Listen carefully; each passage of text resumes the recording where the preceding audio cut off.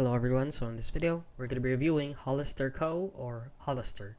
So if you don't know what this is, it is basically a clothing company, which is actually very famous.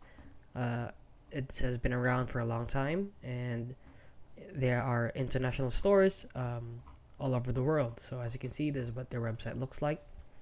So as you can see, their style is a bit of an S2K or 2000D vibe going on. This is what their brand is all about.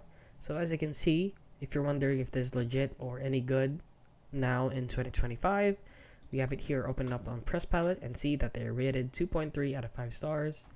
And as you can see here, let's read some reviews. So online, expected date, blah blah blah, 5 stars. I paid £28 for a t-shirt and returned 2 weeks later, only received £14 refund.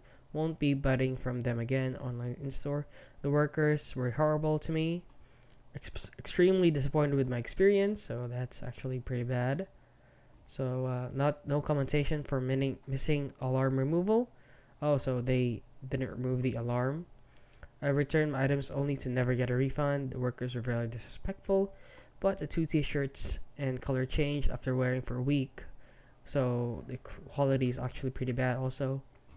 So if you're going to order from Hollister, do not ever use the shipping company FedEx. So 1 star. Poor quality, poor customer service, and then 2 5 stars there.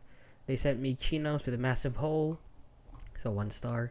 And there are a lot of problems basically with them, so please, I would advise you to buy other products instead of these, since there are a lot of cheaper alternatives than buying these rip-offs in 2025.